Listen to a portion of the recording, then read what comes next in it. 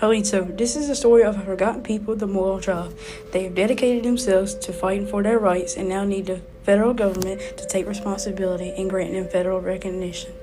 The Choctaws at one time owned millions of acres of land in present-day Alabama and Mississippi, with at least 15,000 members. In the 19th century, the Choctaws were one of the largest Indian tribes in the South.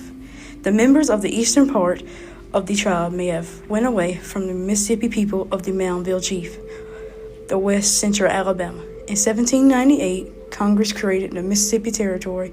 Choctaws were scattered throughout the Gulf coastal area. Creek villages and the Chickasaws were repeatedly attacked, leading to the sale of some Choctaws as slaves. The Choctaws joined the French in 1728. Not all Choctaws wanted to trade only with the French, but also with Britain and the United States. This caused the Choctaw tribe to war with itself. After the Choctaw Civil War, Choctaws continued to seek a trading relationship with Britain.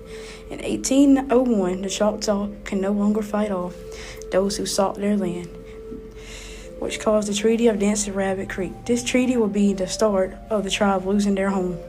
This trend continued after the American Revolution and got worse.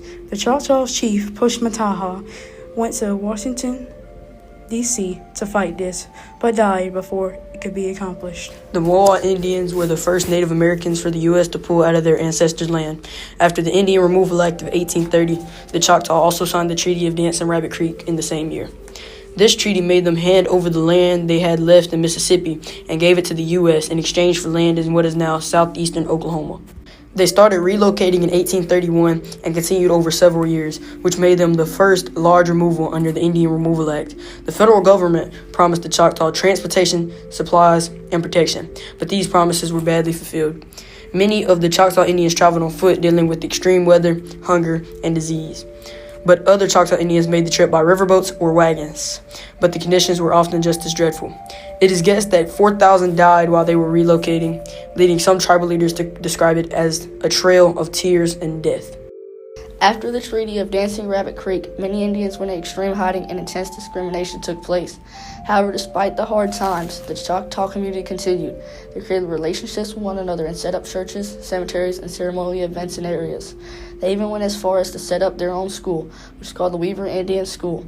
Some of the most important families in the creation of this community were the Weavers, Martins, and Rivers. They played vital roles in providing for families and addressing the needs of the people. Another important person, Jacqueline Anderson Massey, a researcher in the area, wanted all the people to be represented and helped the tribe transcribe their history and genealogy. This began the journey of documenting what she called the forgotten people, the descendants of the Choctaw tribe. The Mowa band became recognized by the state of Alabama in 1979. They chose the name Mowa based on the location of the large remnant of Choctaw descendants. MO stands for Mobile County, while WA stands for Washington County. The Mowa Band of Choctaw Indians was now able to open its first official tribal office in 1980. They were also now able to start receiving money from the state to put back and build up the community. An example of this can be seen with the creation of Calcidever, a better school for the community's youth. The Mowa Choctaw tribe has had both short and long-term effects with their long fight for rights. They have inspired many other Native Americans to stand up and fight as well. They did this by becoming Alabama's first recognized tribe. They have taken on the responsibility of their ancestors to carry on their heritage and traditions. This has been accomplished by fighting for and creating Indian schools. They hope to inspire youth to pick up this burden by putting on cultural powwows and having cultural camps and classes. The Mowa Choctaw tribe has also gained more and more members around the world. This has raised awareness about their struggle and their ancestors' struggles. The Mowa Choctaw tribe continues to look to the future. The Mowa Choctaw's dream is to eventually be federally recognized. Being federally recognized comes with benefits such as having their own hospitals and health care, having more schools and education, and having economic development opportunities.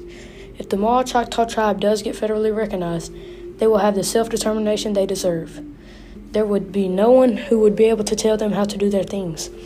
The Mowa tribe wants to invest in the youth so they can carry on their legacy. The Mowa tribe wants to raise a generation that will continue on their path of their ancestors before them.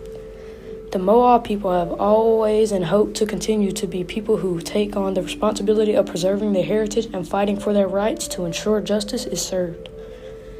We can now only hope that the federal government will take responsibility and grant the Mowa people federal recognition, allowing them to have the rights and freedom they deserve.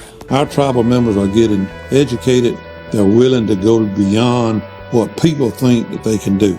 And with Tristan's recognition on American Idol proves that when you put your mind to do something, people will recognize who you are from what you do and how you do it. It's not something that someone can say, well, you just did it because someone gave it to you. No, we work for what we have. And we want people to understand that we're not asking for handouts. All we need to do is get that recognition. Today, council members, everyday members like Tristan Harper, and ourselves are doing all we can to draw attention to this issue.